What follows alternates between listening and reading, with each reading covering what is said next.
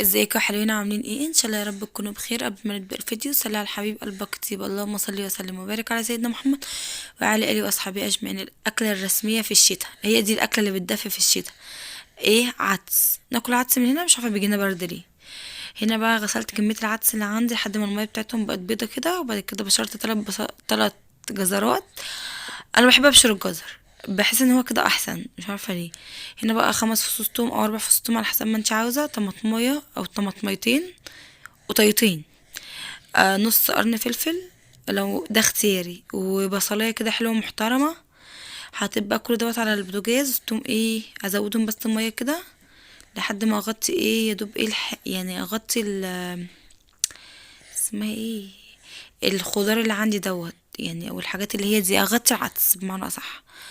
احط بقى هنا ايه، يبقى غسلت العدس، 3 جزرات مبشورين او عايزة تقطعيهم مكعبات قطعيهم، طماطمايه، بصلايه، 4 فصوص توم،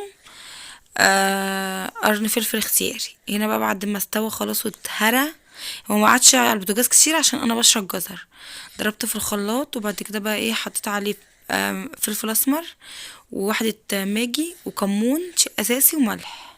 هحطه انا بقى هنا كده بعد في الحلة ياخد كده قلبتين مع التوابل.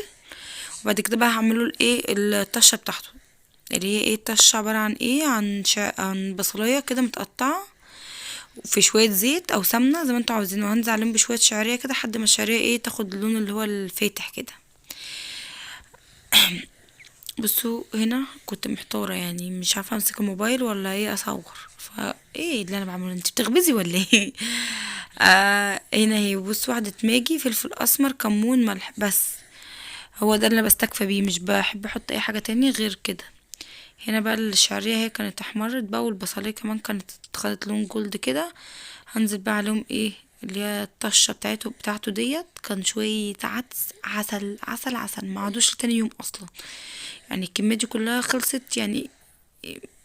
في الغدا كده كان فاضل في العشاء طبق صغير من جماله، والله يعني جربوها صدقوني هيبقى طعمه تحفة. هنا بقى خلي بالكوا قلبوه كل شوية، وطوا عليها عشان الشعرية ما بتكملش 5 دقايق وتستوي، فممكن تلزق.